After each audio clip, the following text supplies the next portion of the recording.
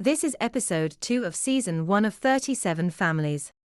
In this episode, we will be revisiting the discussion of love in the context of the final episode of Beyond the Matrix, Conclusions. To start off, as explained in the previous podcasts, the 9 dialogues describe the intersection of 9 distinct parallel realities within each social intersection. This arrangement affirms 9 distinct modalities of expression corresponding to the 9 dimensions of self. Each of these dialogues corresponds to a parallel, but distinct layer of experience for the individuals involved. But they are distinct parallel experiences of reality integrated into a single uniform being. We can see this from the following. In the rejection of an affirmational narrative, the self, becoming non-self, exists within a dissonant consensuality. But this dissonant consensuality is not a true place. It has no substance, no being. In fact, it is a place which doesn't actually exist, which consciousness only believes itself to be in, retrospectively. The manner by which this occurs is that the rejection of an affirmational narrative, the rejection of self-love, represents a true break in the continuity of the perceptual experiences of the subject. In fact, the subject no longer actually exists. Their perception of reality is merely a retrospective projection, caused by their incorporation into an extant universe grafted onto the fossilized perceptual experience. This means that the experiences that they remember, that correspond to their dissonant space, never actually happened for the other. In fact, their alter with whom they have joined, lived a completely different life during the period in question. The integration of the fossilized perceptual experience back into the original continuous universe is facilitated by the reformation of the negated self through the expression of its impulses within a parallel created path.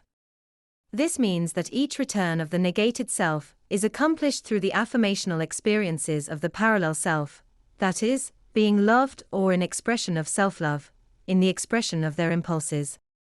Now, the time spent in the dissonant consensual reality, or the perceived passage of time, does not reflect the actual time which has passed in the alter's experience, because it is not actually happening. It is a projection, or extrapolation, from the fossilized universe, created by the integration of self through affirmation, or love. In other words, the digital truncation effect is a transcription error, created by the non-integration of negation.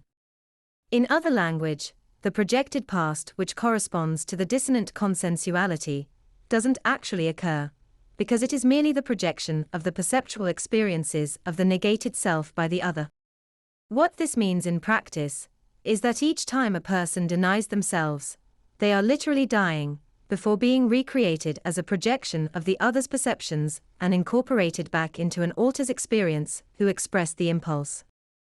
As explained in the past few podcasts, concealed impulses are not self-conscious and do not respond to affirmatory narratives. But as explained in this episode, unaffirmed impulses, which are not expressed, result in truncation of the perceptual experiences of the perceiver. This means that the structure, or arrangement of the other produced as a consequence of a concealed impulse, is a projection of a dissonant space. In other words, it has no true substance.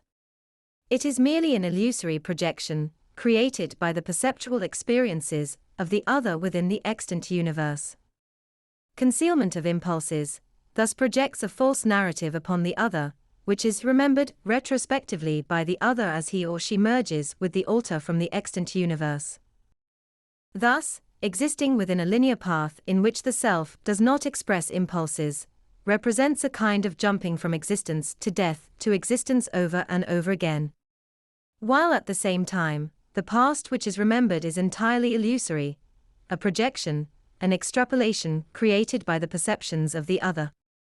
This means that the only reliable experiences, which one can use to draw conclusions about the nature of reality, are those where one felt something. Because, otherwise, they may be mere projection caused by the death of negation. That's the end of the podcast for today.